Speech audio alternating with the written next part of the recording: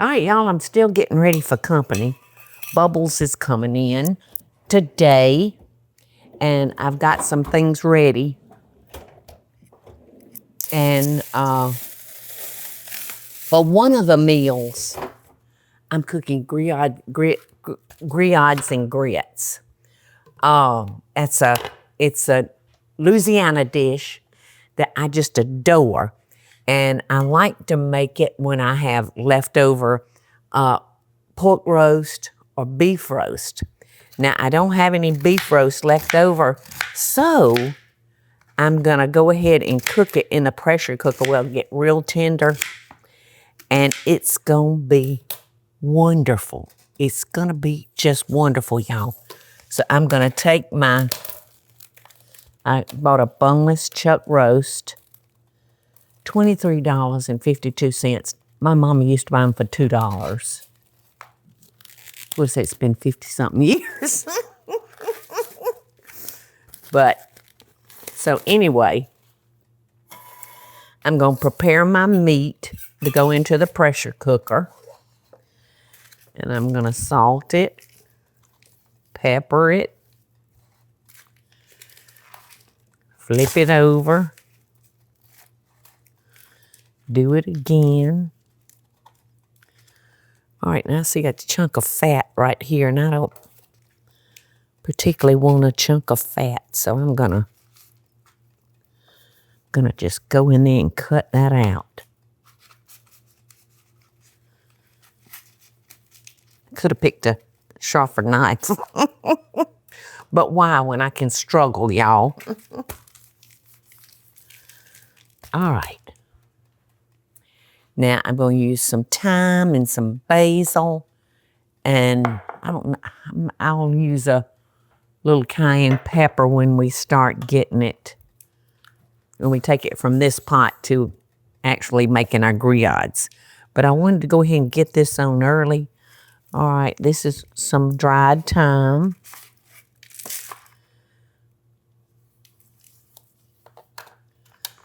And a little dried basil.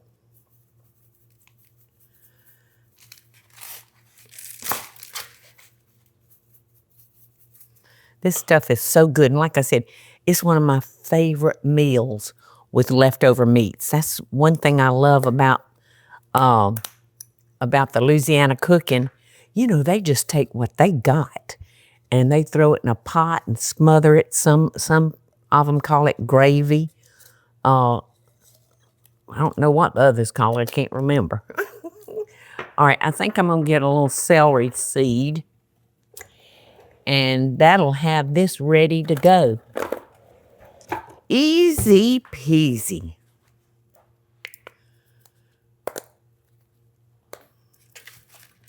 So in the pot that goes. Usually it sizzles. I don't know why. Oh, I didn't have it turned on. I'm going to use a can of beef consomme along with 1 can of water.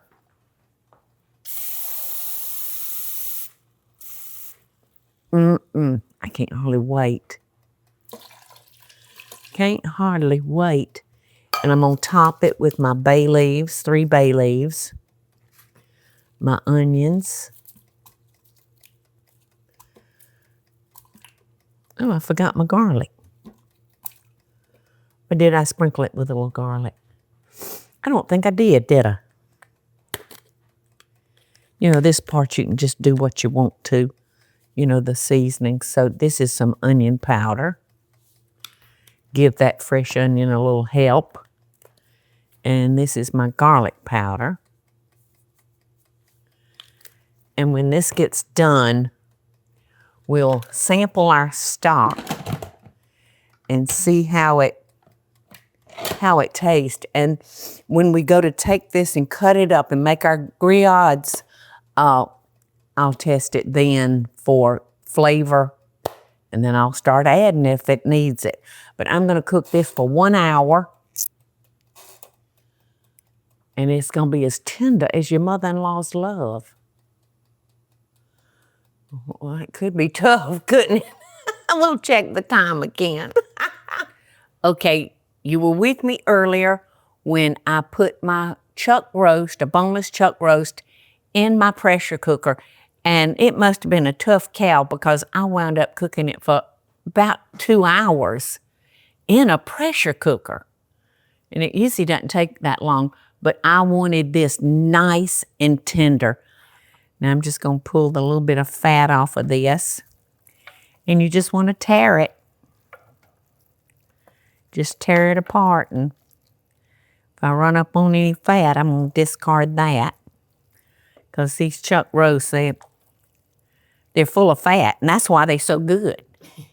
Because it's got some fat in it. Right. Now my next step, I've got my gravy here left over from cooking the roast.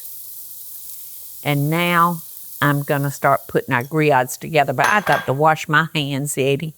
I want more than one meat flavor in my grillades. I've just got 2 slices of bacon that I'm going to throw in there, and that'll give me that pork flavor that I was wanting to add to this pot. So all you Louisiana folks out there, y'all are welcome to straighten me out on this recipe. If there's something I hadn't done, please let me know. Because I think y'all's cooking is incredible. I've just chopped me up some celery, y'all, to cook in this bacon grease. And make sure you use the green tops. You know, not only is it loaded with flavor, but it gives you a nice, pretty texture in your pot. All right, our bacon and our onions are coming along. So now I'm going to add my celery tops, and a red bell pepper. And we have got the prettiest tomatoes, y'all, that we've been getting from Davis Produce here. And because I put a can of tomatoes, crushed tomatoes in here, but I can't do that with these beautiful tomatoes sitting here on my counter. So I got the water to boiling, and I dropped them just for a second, and that peeling just slides right off. All right, so while that next step is going on, I'm going to chop a little parsley, and then I'll be back with y'all in a second when we got the next step. All right, our bacon, celery, red bell pepper, it looks good. So I just added some garlic, and now Michael's already making fun of me because I don't know how to pronounce it. But I'm going to put a little red wine, here we go, Cabernet Sauvignon. What am I doing, Eddie? Was that perfect, Mikey? It's called Cabernet. Cabernet. So I'm just going to put just a little, because, you know, Michael and I are just not crazy about what wine does to dishes, so. You said that better than Julia Child. I said it better than Julia Child. I think he's being funny. You think he is? You said Cabernet good. It was the Sauvignon that you killed. Sauvignon. Mm-hmm. Okay. So, I peeled my tomatoes. I'm going to use the same scissors I cut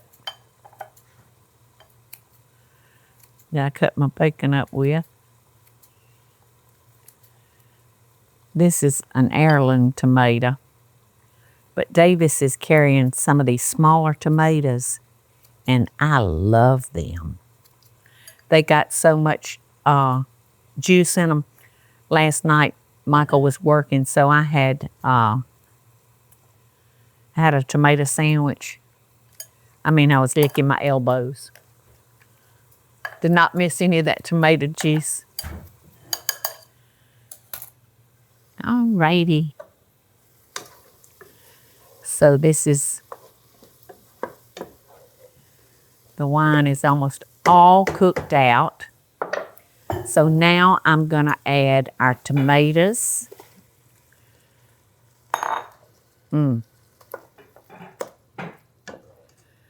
Y'all Louisiana people, y'all please talk to me. Tell me everything I'm doing wrong for grillades and grits. Because I've always made them good, hadn't I, Michael? The grillades. Yeah. Oh, yes, yes, yeah. I'm going to quit cooking for you. Oh, yeah. Now, you know what, Michael? One time I eat when we have yes. And I'm sure y'all can tell that by his weight. Because I don't feed him. I don't feed him. See how skinny he is and undernourished.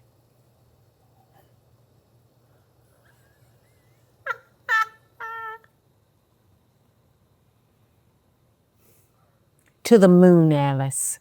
You missed a finger. I did. No, I didn't.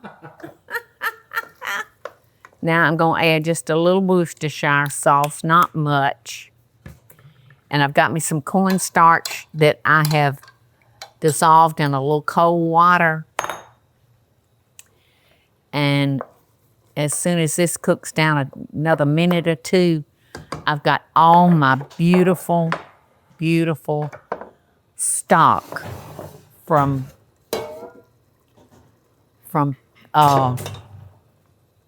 cooking those grillades. All right, so that's coming down pretty good. So I'm gonna come over here and I'm gonna get that wonderful stock.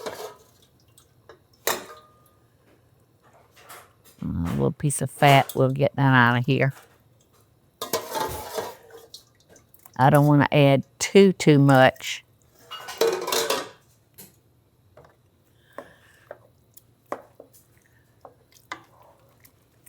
So I would let this cook on low for maybe 45 minutes to an hour. And then when I get it all together, I'm going to go back and taste for my seasonings. Because it may need more time, it may need more basil. But I'll check that after this gets done. Now, as far as your stock, it depends on how much meat you have. So if you only had leftovers, for a handful, you wouldn't want to use too much stock. But that is it. And after that cooks for a while, I will thicken it and then add the meat in and let it do its thing, let it all marry together. So come on, Cajuns. Help me out here. Help a girlfriend out. I'm adding like a tablespoon of garlic. And I'm going to add a little cayenne.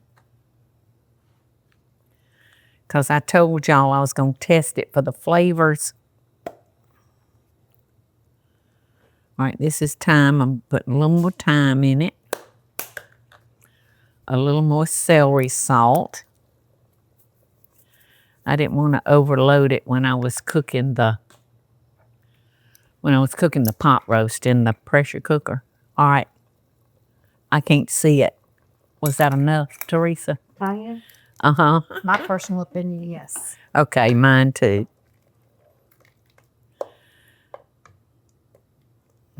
Okay.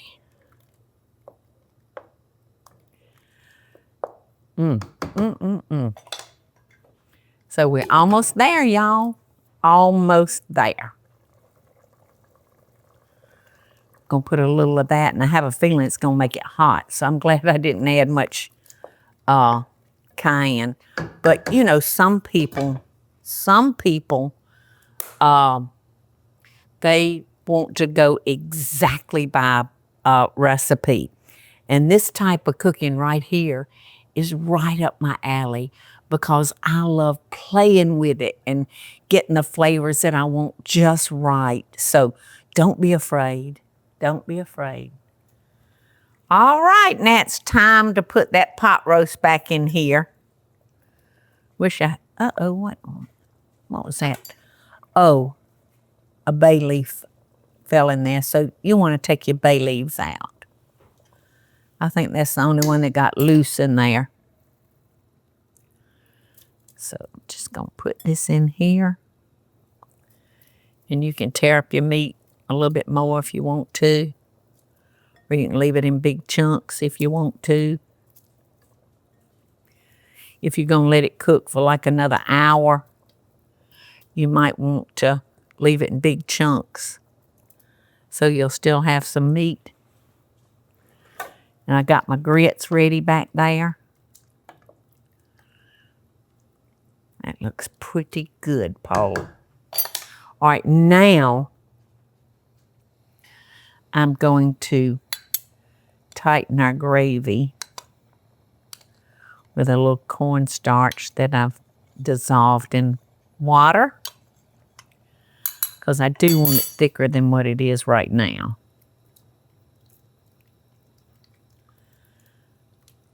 Come on. Come on, get thick. All right, now I had tested for seasoning, my seasoning, a little while ago, and I went back and I added more basil, more thyme, and I'm going to add a little bit more cornstarch.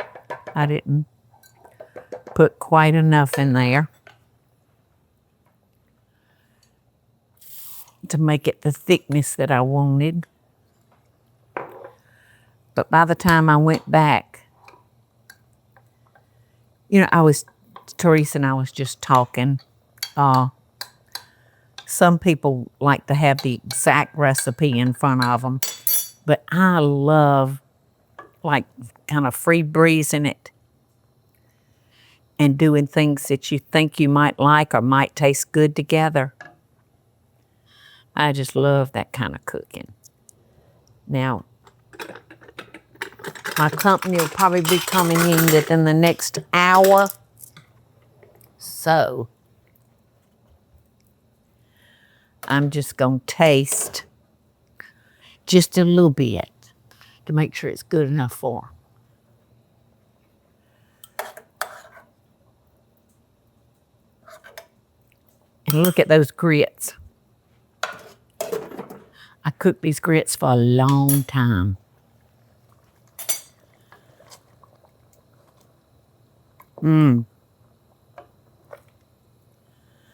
This looks so good.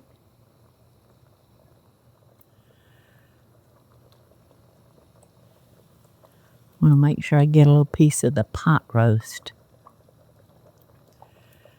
And it depends on how much gravy you like on your grits. I have a tendency to like a lot, a good bit. All right, so I'm cutting that down on low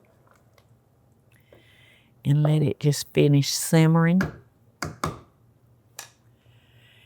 And I wish y'all were here, especially my Louisiana friends, to help me. It's going to burn the skin out of my mouth.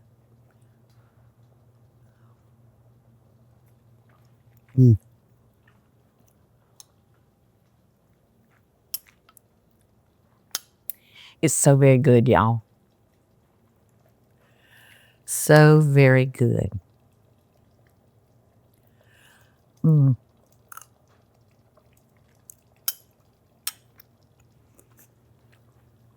Loving best dishes, y'all.